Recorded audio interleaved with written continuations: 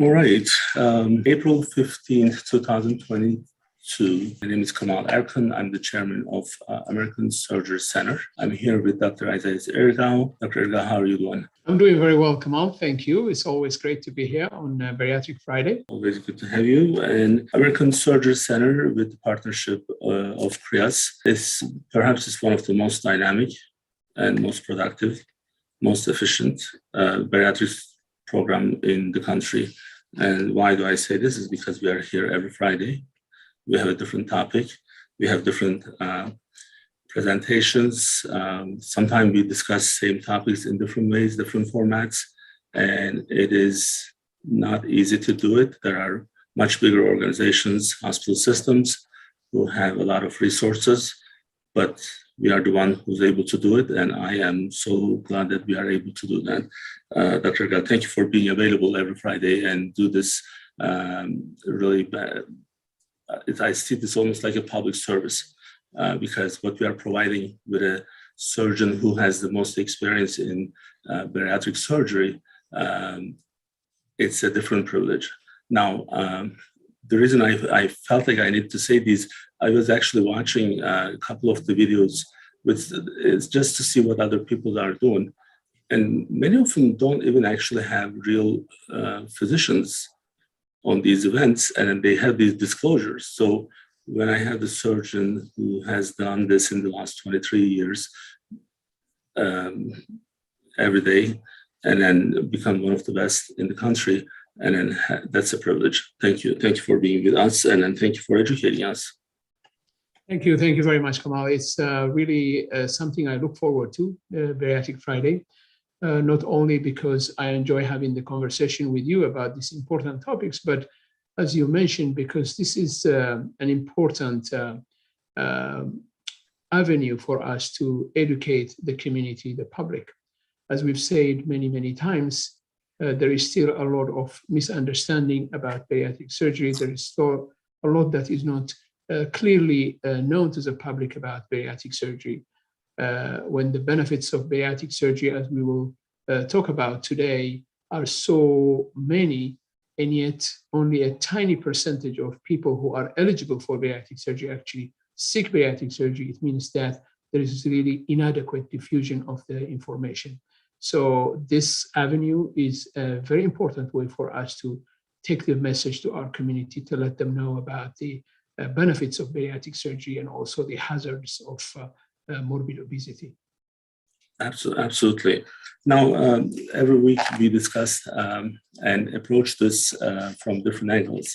And we have about 22 different topics. And I try to bring these up. Like, for example, next week, next week is one of the we had a couple of other surgeons with me, but it's going to be one of the few times that you won't be with me. Dr. Galvin is going to do the support group aspect with me, but we'll do the support group side of it. So then we have the type of surgeries, the other, like the entire section, each chapter is being discussed one by one. Now, today we are going to actually have a different topic.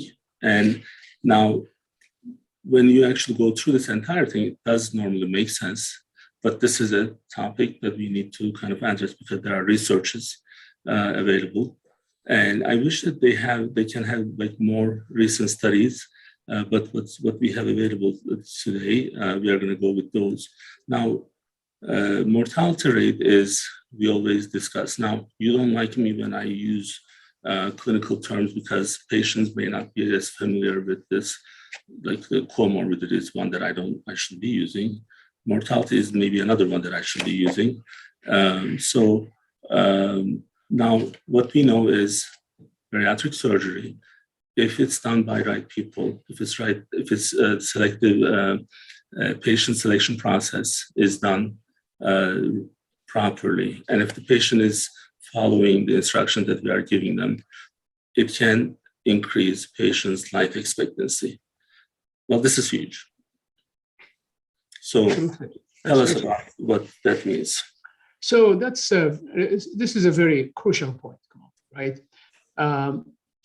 When patients come into our practice struggling with morbid obesity, they are 100 pounds, 150 pounds, 200 pounds over their ideal body weight. So they are carrying an extra 100, 150, 200 pounds with them every single day, right? Clearly, when they have bariatric surgery and they lose that much weight, the relief is instantaneous. They will see the changes in their life, right? I was talking to one of my patients yesterday as follow-up. She's about a year out from surgery, and she told me why she could not understand why she waited so long to have bariatric surgery. She's in her 40s, mind you, and she was telling me that had she really known about bariatric surgery, she would have done it 20 years earlier. And yet she struggled for 20 years with this extra weight.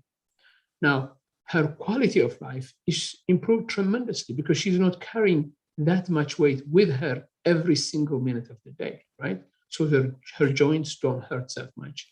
Her back doesn't hurt much. She's not as tired. She doesn't lack energy anymore, right? And also she feels very much more confident about herself, about her, the way she looks, the way she presents herself, right? So the change in quality of life is immediate. Patients know that, and we know it.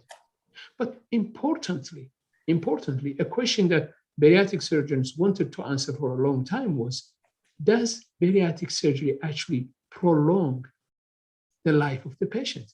In other words, if a person is suffering from morbid obesity and they have bariatric surgery and they lose weight, are they likely to live longer? It is a question that is actually not very easy to answer because the type of study that you need requires a lot of resources and long-term follow-up. The best place for this type of study, believe it or not, is actually in Europe, in Sweden, where they have an ongoing study known as Swedish obesity study, and they were able to follow matched patients. In other words, patients with the same type of demographics, age, gender, and so forth. One category are people who suffered from morbid obesity but who had bariatric surgery. The other category are the people who with morbid obesity, but they went along with the traditional treatments of obesity with diet and exercise and so forth. And they followed them for years. And they noticed that the people who had bariatric surgery actually lived longer by substantially longer amount of years. So we had objective proof of what we suspected for a long time. And that is, if you get rid of obesity, you are likely to live longer, right? Now, there is a simple reason for why that is, right? Because obesity itself is not just a question of carrying extra weight. Obesity itself is actually a condition that creates damage in the person's body, damage related to diseases like cardiovascular disease, high blood pressure, stroke, diabetes, and so forth. And more importantly, in recent years, we've also realized that obesity is associated with a higher risk of cancers. So you have a high rate of cardiovascular disease, and you have a high rate of cancer as well with obesity. So if you're able to treat obesity effectively with bariatric surgery, and you remove those diseases, yes, of course, people are going to live longer. If we look at the causes of death in general in the United States, the top two are cardiovascular disease and cancers. The two actually constitute 46% of all the causes of death of the general population in the United States. So both cardiovascular disease and cancer are associated with obesity. So it is no surprise that bariatric surgery lengthens the life expectancy, gets people to live longer because it eliminates or minimizes these two major causes of mortality in this country. So now, because maybe I do this every day, I go through these, sessions every day, who knows? For me, it's like the common sense. Why it's the common sense is because, we talk about resolution of the comorbidities. Well, if I'm able to help patients to control their diabetes, control their sleep apnea, control their other disease. If you remember that chart, every part of the body is benefiting from the surgery. Well, automatically, I'm going to assume that that patient would live longer. Absolutely, absolutely. So, as you are correctly saying, these illnesses, and these are not ordinary illnesses. These are illnesses that are related to early mortality, to premature death in the general population as a whole, right? And these illnesses tend to be much more common when obesity is present. So obesity tends to be the core, the root cause, as you say sometimes, right, of these problems. And if we are addressing obesity, and bariatric surgery is by far the most effective treatment we currently have, then we will be able to reduce the damage from diabetes. We will be able to reduce the damage from high blood pressure. We will be able to reduce the risk of heart disease, the risk of heart attack, the risk of sudden death because of cardiac disease, as well as things like strokes, right? All leading causes of death that can be addressed by addressing obesity itself. So now the one of the studies is suggesting that it may increase the life expectancy by 89%. Absolutely, absolutely. So you can look at it at how it increases life expectancy, or you can, the other way to look at it is also how it reduces mortality, which is the term that you didn't like before, right? So it reduces premature death. So if a person's life expectancy compared to the general population was supposed to be this number of years, right? If they have obesity, they are unlikely to reach that age, right? They are unlikely to get there. They are more likely to die early. They are more likely to have premature death, right? If they have obesity, if they have morbid obesity. Well, what if you get rid of obesity? What happens to them? Well, surprise, surprise, they live longer. They are more likely to get closer to that life expectancy based on their demographic characteristics. So now the cancer is kind of interesting. The others do make sense, and we do expect that. But the cancer is a little bit different, at least, that's how I was kind of thinking. Elaborate that a little bit. Absolutely, absolutely. So this is something that has become a very, very important focus of research. So epidemiologically, we saw that there are certain cancers, whether it's uterine cancer, whether it's esophageal cancer, or pancreatic cancer, they tend to be much more common when the body mass index is higher. So there was a clear correlation between certain cancers and obesity. And as research went on, the number of cancers that are associated with obesity has gone up, right? And as we said, cancer is a leading cause of mortality in our society. Therefore, if you have obesity, you are more likely to get those cancers, and you are more likely to die early also because of cancer. Now, what is the absolute correlation between actually being obese that get you cancer? That's an area where research is ongoing, right? Because, of course, we have major research going on in trying to understanding cancer as a whole. But now that we know that there is a correlation with obesity, we have another way for studying the cancers. And in that way, we will also try to understand why obesity is correlated with high risks of cancer. But what we are understanding, Kemal, is that clearly the damage that obesity causes to the body is much wider than the damage to the blood vessels, than the damage to the heart, than the damage to the metabolism that leads to diabetes. There is also an intrinsic damage that increases the risk of cancer arising from different organs of the body. So I'm going to give you an interesting statistics. This is from our surgery center. So in 36 months, we have 158 patients who was in between 20 to 50 years old. So I have 330 patients. They are between 30 and 40. And then I have 342 patients. They are between age 40 and 50.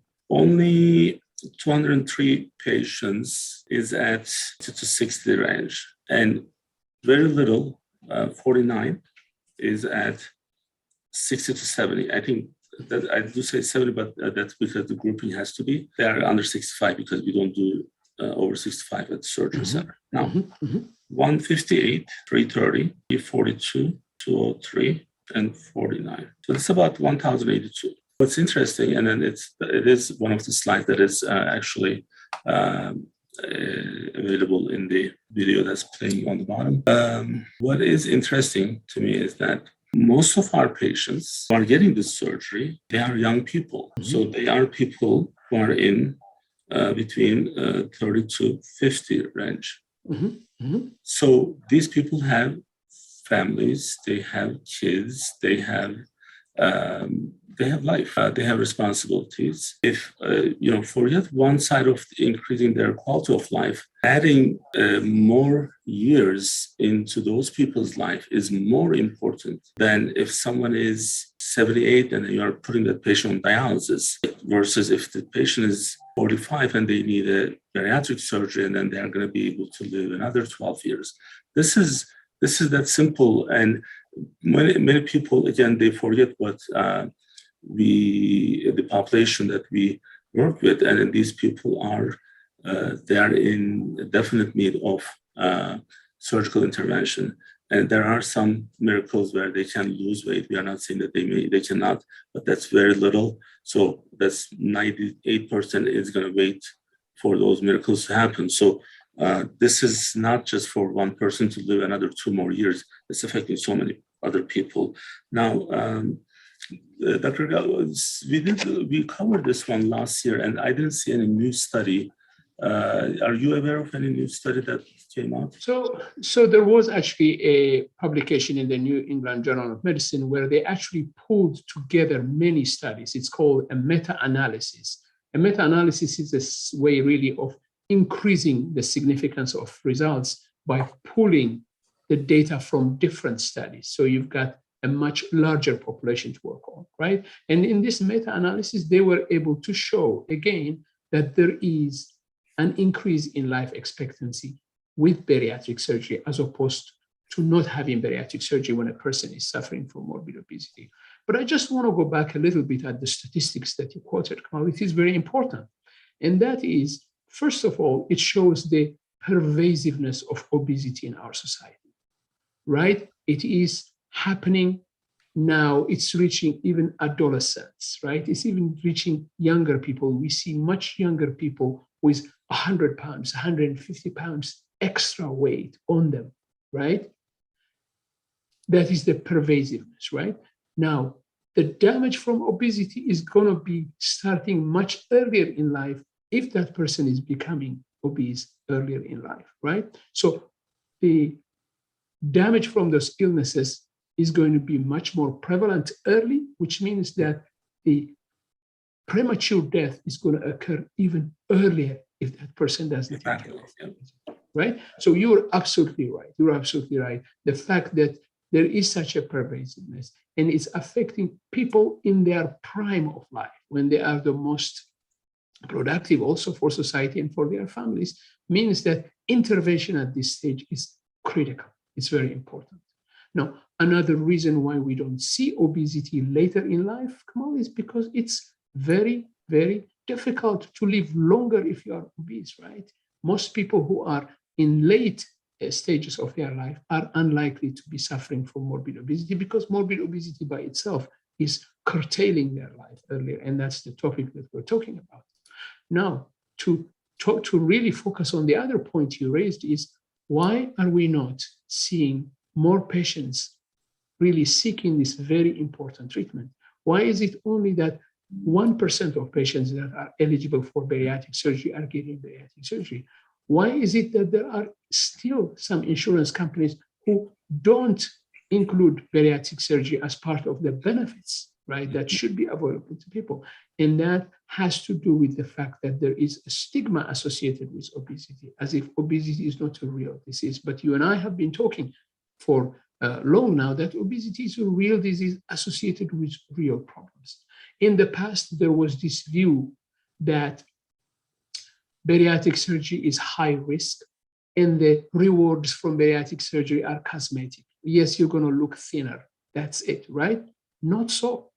Now we are showing two things, Kemal. First of all, the rewards from bariatric surgery are health rewards. Not only a person becomes healthier with bariatric surgery, but they live longer, right? These are critically important facts. And the second and very important fact, Kemal, is that we have made bariatric surgery safe, right? The safety of bariatric surgery now, the major procedures that we do, Kemal, are comparable with things like gallbladder surgery, which is something that we do very commonly. It's a safe procedure that we have no issues with recommending to even very senior patients, right? So the safety of bariatric surgery, particularly when it's undertaken in very, very high quality programs like ours that are scrutinized and given accreditation by many bodies, right? It is very safe. So you've got a high safety level of bariatric surgery, and we're showing the damage of obesity, not only in terms of the illnesses, but also in affecting the life expectancy of patients. In this kind of situation, it should be no-brainer for at least all insurance companies, without any exception, to cover bariatric surgery. There should not be any employer who is induced into taking away bariatric benefits from the benefits that they offer to their employees, right? There should not be such discrimination at all. Well, the reason we are presenting this, Kemal, every Friday is because we want to make sure that this information gets out and has an impact. Well, let's talk about that a little bit. So I do see them as like they're kind of also harming the society. Walmart, how rich they are, how rich they got, and how many small businesses they screwed. They don't pay enough for their employees. They don't have good benefits, and they don't have bariatric benefits. If you're a Walmart employee, you don't get bariatric benefits. If you're a United Medical employee, you may have some employees may not be so happy, and then they may call us vampires. But no, that's not the case. Every employee have one of the best, and then if you're a CHRIAS employee or if you're an ASC employee, you have one of the best available health insurance with full benefit package. Walmart does not. Well, maybe that's the right thing for business because they are richer than us. So who knows?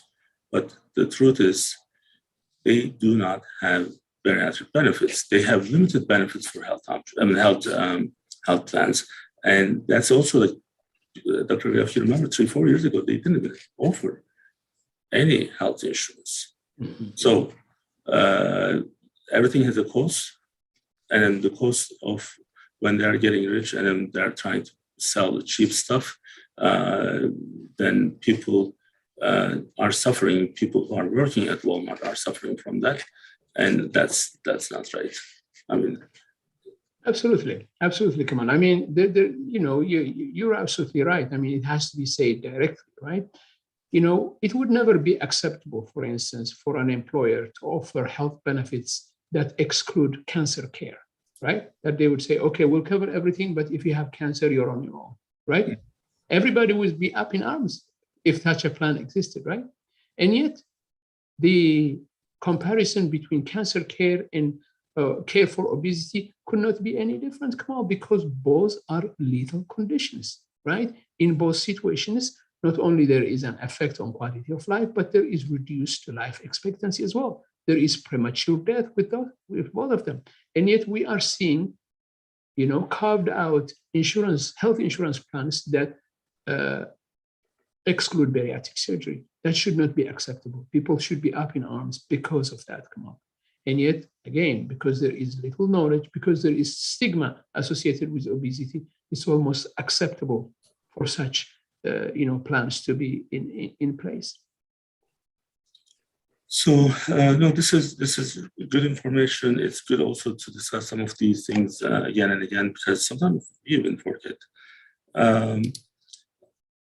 Anything you would like to add before we close? Absolutely, absolutely. So the intent of our session is to inform people, right? We're not obviously giving specific medical advice to any individual at this stage, right? But it is important for people to understand and to know, right, that currently, if a person has morbid obesity, which is defined as being about 100 pounds or over, beyond their healthy weight, or a body mass index greater than 40, sometimes even a great body mass index greater than 35, with added illnesses like type 2 diabetes, high blood pressure, or sleep apnea. Those are the conditions that would make a person eligible for bariatric surgery. So if a person has those conditions, they definitely should consider bariatric surgery. It doesn't mean they must do it, but it is an information that we're obligated to provide to them. And among this information, we're also saying the likelihood of you dying early are there if you still have morbid obesity. The likelihood of you living longer are there if you have bariatric surgery and you get rid of morbid obesity. So, well, the good news is we are here, and we are here to help. Our team, I feel we are so fortunate that we have a lot of good people in each different category: our surgeons, our nurses, our care coordinators, our medical staff in the offices.